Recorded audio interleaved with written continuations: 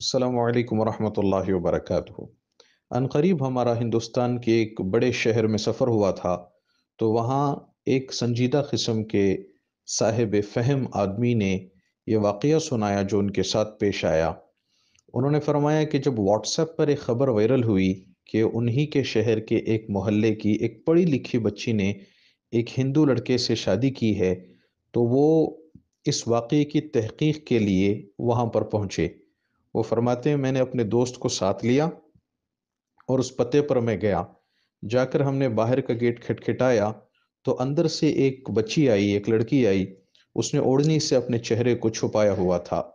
آتے ہی وہ بچی بھڑک گئی اور اس نے ڈانٹنا شروع کر دیا کہ کیوں آئے ہیں آپ لوگ؟ گالیاں دینے کے لیے آئے ہیں؟ برا بھلا کہنے کے لیے آئے ہیں؟ جتنی گالیاں دینا ہے آپ دے لیں، جتنا ذلیل کرنا ہے مجھے کر کے چلے جائیں یہاں پر۔ اب تک جتنے لوگ ذلیل کر کے گئے وہ کافی نہیں تھا کہ تم لوگ بھی آ گئے، جتنے لوگ ابھی گالیاں دے کے گئے وہ کافی نہیں ہوا کہ آپ لوگ ابھی آ گئے۔ تو وہ بچی بہت بھڑک کے بہت کچھ سناتی رہی، غصے میں بولتی چلی جا رہی تھی۔ یہ فرماتے ہیں کہ ہم لوگوں نے سر جھکا لیا اور خاموشی سے اس بچی کی بات کو تسلی سے ہم سنتے رہے۔ جب اس نے بات پوری مکمل کر لی تو ان صاحب نے کہا کہ دیکھو بیٹا، عمر کے حساب سے تم یا تو میری بیٹی کی عمر کے ہو یا میری بہن کی عمر کی ہو، تو ہم لوگ یہاں پر گالی دینے کے لیے نہیں آئے، آپ کو برا بھلا کہنے کے لیے نہیں آئے۔ بس اتنا معلوم کرنا تھا کہ کیا یہ بات صحیح ہے کہ آپ نے فلاں ہندو لڑکے سے شادی کر لی ہے؟ تو پھر غصے سے بھڑک گئی اور اس نے کہا میں نے شادی کی ہے، یہ بات صحیح ہے، میں کیا کرتی پھر؟ اس نے پھر آواز دے کر اپنی دو بہنوں کو بلایا اور بلا کر کہا کہ دیکھیں میری عمر اس وقت 32 سال ہے، یہ میری بہن ہے، اس کی عمر 30 سال ہے، یہ میری دوسری بہن ہے، اس کی عمر 28 سال ہے، کون ہم سے شادی کرے گا؟ یہ کہہ کے پھوٹ پھوٹ کے وہ رونے لگی۔ پھر اس نے کہا ہمارے پاس آفرز ہیں، بایو ڈیٹاس آئے ہوئے ہیں لڑکوں کے، اتنے ڈیمانڈز ہیں اپنی کمیونٹی کے لڑکوں کے، اتنے ڈیمانڈز ہیں، وہ ڈیمانڈ ہم پورے نہیں کر سکتے۔ وہ لڑکی رونے لگی۔ تو پھر جو ہے ان صاحب نے تسلی دی ان کو اور پیار محبت سے بات کی، تو ان بچیوں نے ان دونوں کو گھر بلایا اور اندر بٹھایا، بٹھا کر اپنے باپ کو دکھایا کہ یہ دیکھو، یہ ہمارے باپ ہیں، یہ پیرالائزڈ ہیں، ان کو پیرالائسس ہو چکا ہے، یہ چل پھر نہیں سکتے، بول بھی نہیں سکتے۔ کہا ہم جب چھوٹی چھوٹی بچیاں تھیں اس وقت ہماری ماں کا انتقال ہو گیا تھا، ہمارے باپ نے ہماری پرورش کی خاطر دوسری شادی نہیں کی، انہوں نے جو کچھ کمایا تھا، جو بچایا تھا، اس کے میں ایک خاص گھر انہوں نے بنایا تھا، وہ گھر بھی ہمارے باپ نے بیچ دیا تاکہ بچیوں کی پڑھائیاں مکمل ہو۔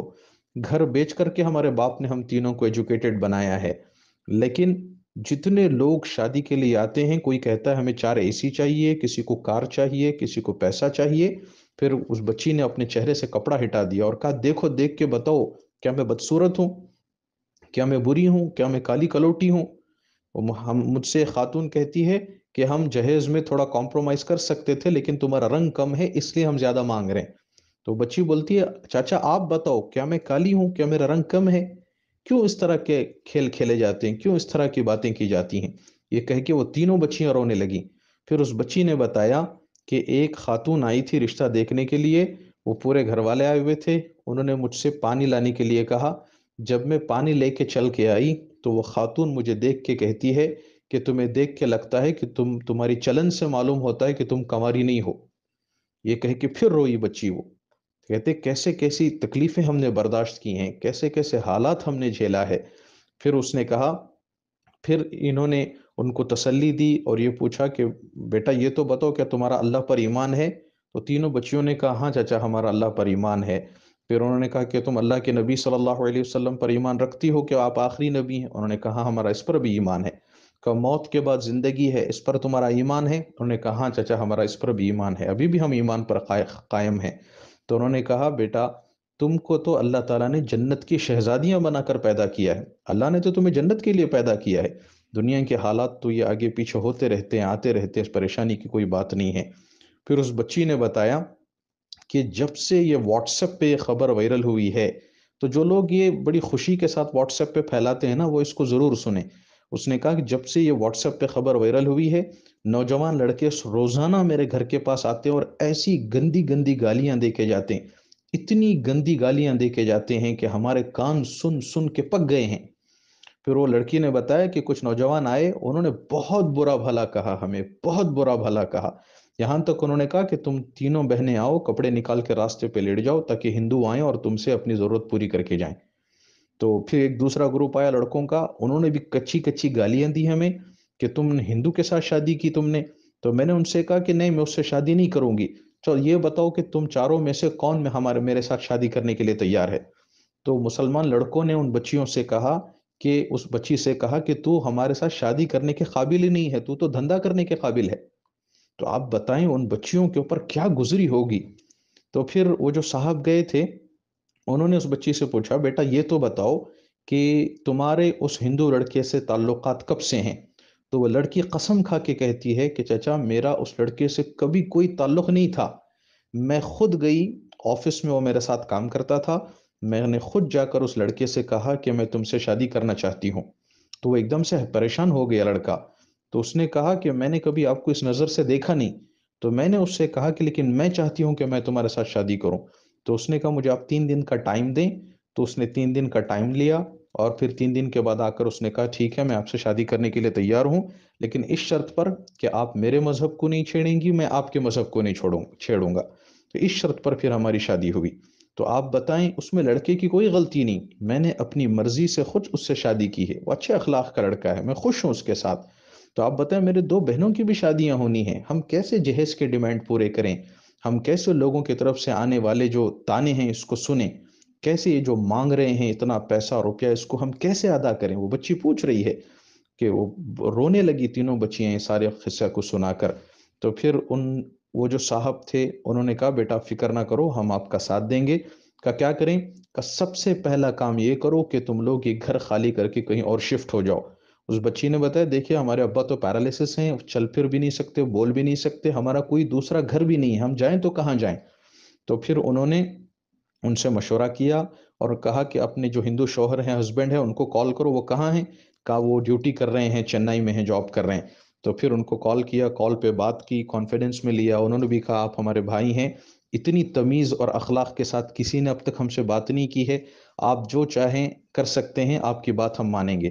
تو پھر انہوں نے مشورہ کر کے اس بچی کے ہسبینڈ سے پرمیشن لے کے، باپ کو بتا کر کے، وہ پوری فیملی کو اس گھر سے خالی کرا کر اپنے گھر میں لا کر رکھا انہوں نے، وہاں ان کی خدمت کی، کھلایا پلایا، پھر دوسرا گھر دوسرے محلے میں کرائے پہ لے کر پوری فیملی کو ان کی وہاں پر شفٹ کیا۔